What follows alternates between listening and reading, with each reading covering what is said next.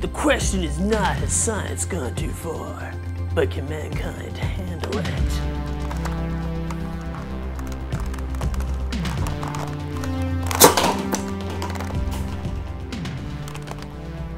Make.Test.Battle, just educational enough. I'm Justin, and this is the Thunder Hornet. Crazy concoction, an idea I've had for a long while. And it recently came to fruition because all the Thunderbows in Australia were discounted for clearance down to $19 Australian. And with the help of my friend Cash, he helped finance this ridiculousness. Let me show you its features. Basic mods have been done to the Hornet. Just plugged the overpressure valve and shortened the barrels to try and remove some of the dead space and wrap some E-tape around them. I have also drilled out all the air restrictors inside each of the barrels. I opened up the Six Thunderbows and took out all their smart AR systems, sawed them off, and then I've hot glued on 25mm Australian electrical conduit pipe, and just hot glued it on. Yes, hot glue. Don't worry, it's not permanent. This is prototyping. As you'll see in the test footage, it's very inconsistent. Sometimes even the second barrel will just shoot off straight and hit hard. Sometimes the first barrel won't even fire. It's very unpredictable at the moment. And I think that's a combination of it maybe being a really old blaster, and then also just lots of variability with just these bodge job connectors here. I don't think the electrical tape is sealing properly, but yeah, it kind of works sometimes. A lot of inconsistency, but that was the whole point of this, is I just wanted to get it done, to get the idea out there and get it done. Ah, that was nice.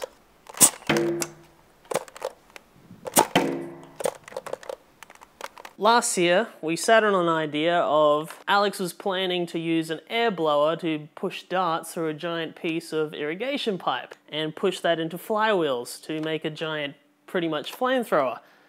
Then Outer Darts happened, and no! It's taught us not to sit on ideas, and so I've had this in my brain for a while and just, quick, let's do it.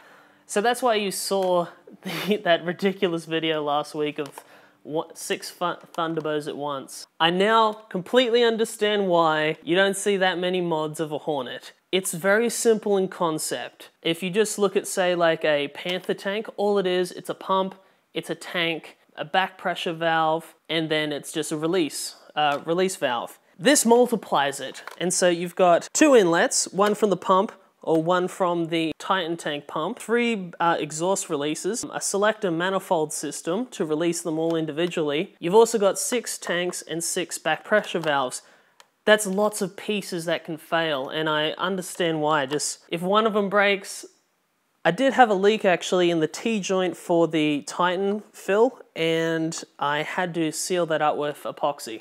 Other problem I had is the actual connector to the plunger head for the pump and the stem is very weak, and I actually, when I was pumping it, I actually pulled it out, slid it back in, angled it, and snapped it off the end. So I had to fix that and epoxy that back on. Now the thing that nearly killed this was trying to get all these tanks to seal properly. It was driving me crazy. However, AJ was over the other night and he suggested just spraying silicone lube inside each of them, and it worked. So yes, if it's a seal and it's not sealing, lubricate it. Now it fires fine, but it's not optimized at all at the moment. Future improvements. Pick a standardized coupler system of some kind. So I don't know if I'll go with electrical conduit couplers, or I'll go with maybe PVC couplers. I haven't decided which. More than likely, gonna have to tank expand all the Hornet tanks. That's gonna be a journey and a job in itself. We'll probably upgrade all the tubing with flex pipe with quick connectors, so it can actually handle higher pressures than that, and completely replace the pump. Just something a much bigger pump, so you have to pump it less to get it firing. Air tank mounting, instead of the current one, it's going to have to be all cut out. we'll CAD up and 3D print an actual holding bracket for all the tanks to space them out a bit, because right now it is very cramped in there. I only just got all of them to fit in. I'm also thinking of maybe just putting on 2 halves of one shell of the original Thunderbow fronts, just to act as kind of like heat shielding, like a heat guard that you'd see on a motorcycle exhaust pipe or that kind of thing, or kind of like the muzzle guards you'll see on like space guns and whatnot. So yeah. I will be uploading a how-to build guide to get to just this stage if you're considering going on this endeavor yourself. Link somewhere here. And also, check out our 6 Thunderbows at once video. It's a lot of fun, it's really dumb, but we just had fun doing it. So, if you would like to see the upgraded version of this and see this project continue to a war-worthy state, I want to see that happen. Please click the like button. It actually does help out this channel a lot and help us grow. And also one last shout out once again to Cash. Thank you so much for helping me make this. And also thanks to AJ for his suggestion. And finally, thank you so much for watching. It means a lot to me. Bye! You're not helping. Yeah, I am. I'm helping a lot. I am making you highly uncomfortable by just staring at you. Oh. Oh, shit.